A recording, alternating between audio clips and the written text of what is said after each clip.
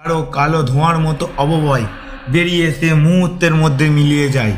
আরোহণ হতভম্ব হয়ে পড়ে। বন্ধুরা, আমি প্রতি সপ্তাহে আপনাদের জন্য বড় কষ্ট করে অ্যানিমেটেড হরর স্টোরি তৈরি করে থাকি। যদি আমাদের চ্যানেল ঘোস্টুন চ্যানেলটা এনজয় করে থাকো তাহলে সাবস্ক্রাইব করতে ভুলবে না।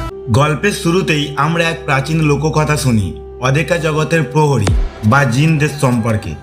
বলা হয়ে থাকে তারা পৃথিবীর গভীরে লুকানো এক সমান্তরাল মাত্রায় বাস করে, কিন্তু কখনো কখনো তাদের অস্তিত্ব আমাদের বাস্তবাকে ছুঁয়ে যায়।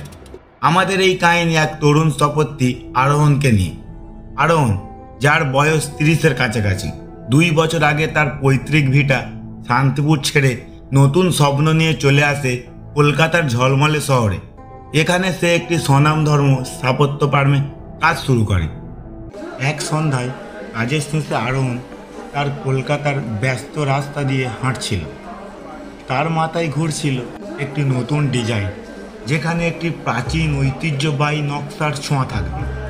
হঠাৎ তার চোখ আটকে যায় এক রহস্যময় পুরানো দোকানের দিকে। দোকানটির ভেতরে আবছা আলোয় সে দেখতে পায় একটি অদ্ভুত সুন্দর নীল সিরামিকের কলস, যার গায়ে জটিল নকশা আঁকা। কলসটি দেখে আরোহণের মনে হয় যেন একটি সহস্র বছরের পুরানো কোনো রহস্য লুকিয়ে রেখেছে। সে বরাবরই প্রত্নতাত্ত্বিক জিনিসের প্রতি দুর্বল ছিল, আর এই কলসটি তার মনকে প্রবলভাবে আকর্ষণ করে। সে মনে মনে ভাবে এই কলসটি তার নতুন ডিজাইন করা বাড়ির প্রবেশদ্বারে রাখলে সেটি এক অনন্য মাত্রা যোগ করবে।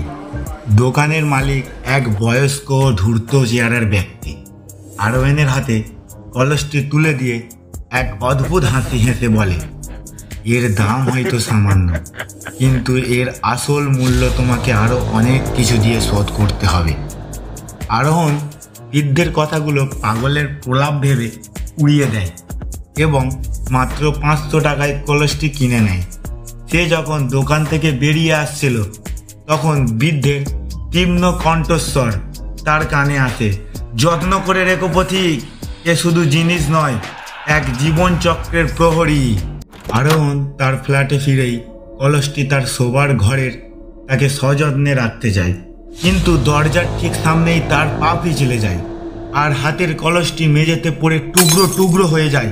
সঙ্গে সঙ্গে এক শীতল বাতাস বয়ে যায় ঘরের মধ্যে, আর ভাঙা কলসের টুকরোগুলো থেকে এক গাঢ় কালো ধোঁয়ার মতো অববয় বেরিয়ে এসে মুহূর্তের মধ্যে মিলিয়ে যায়।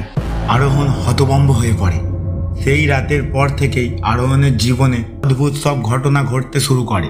তার রান্নাঘরের কল থেকে জল হঠাৎ করে কালচে রূপ ধারণ করে, যদিও 1 মিনিট পরেই আবার স্বাভাবিক হয়ে যায়। প্রতিটি রাতে সে ঘুমোতে গেলেই এক অদ্ভুত ঠান্ডা অনুভব করে, যেন কেউ তার পাশেই দাঁড়িয়ে শ্বাস ফেলছে। একদিন গভীর রাতে তার ঘুম ভেঙে যায় এক তীব্র চিৎকারে। চোখ খুলে সে দেখে তার বিছানার উপর এক অস্পষ্ট বিশাল ছায়া, যা তার দিকে এগিয়ে আসছে। ভয়ে তার গলা শুকিয়ে আসছে। কোনো মতে লাইট জ্বালাতেই ছায়াটা মিলিয়ে যায়। পরের দিন অফিসে আরোহণ তার ব্যক্তিগত ফোনে একটি অদ্ভুত কল পায়। ফোনটি আসে তার কলকাতার ফ্ল্যাটের ল্যান্ডলাইন থেকে, অথচ সে জানে তার ফ্ল্যাটে কেউ নেই।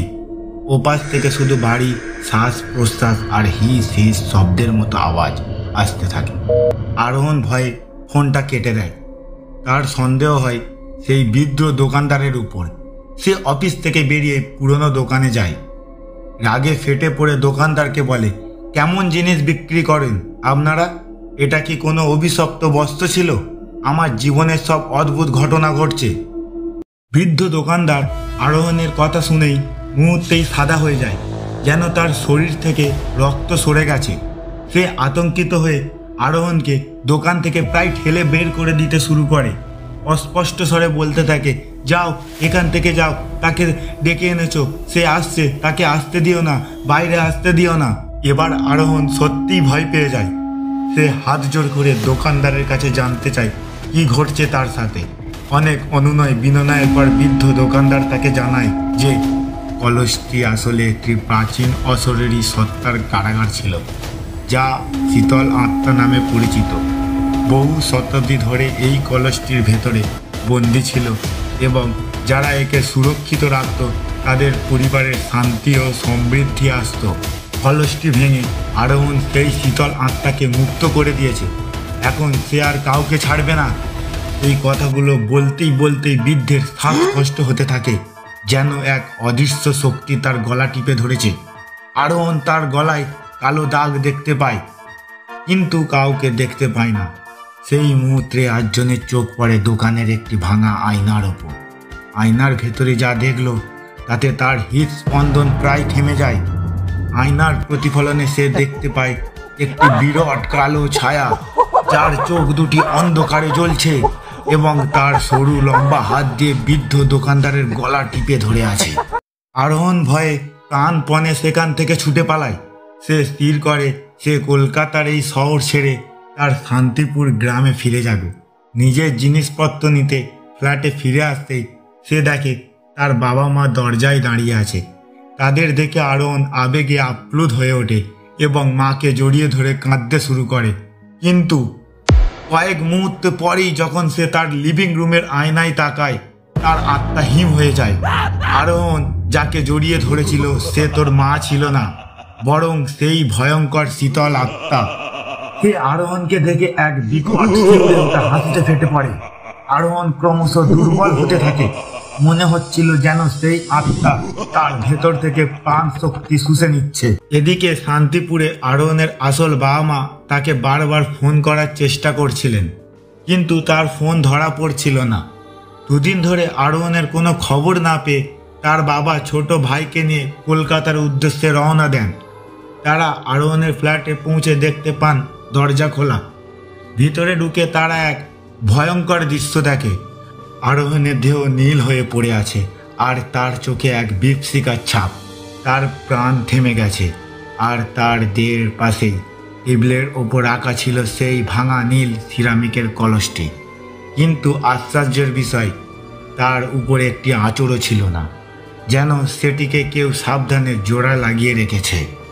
বন্ধুরা, তোমাদের কি মনে হয়, এই অদেখা শক্তিগুলো কি সত্যিই আমাদের চারপাশে ঘুরে বেড়ায়? যদি তোমাদের জীবনে এমন কোনো অলৌকিক অভিজ্ঞতা থেকে থাকে তাহলে কমেন্টে জানিও। আর যদি এই গল্পটি ভালো লেগে থাকে তাহলে আমাদের চ্যানেল ঘোষটুন বাংলাকে সাবস্ক্রাইব করে পাশে থেকো। সবাই সাবধানে থেকো।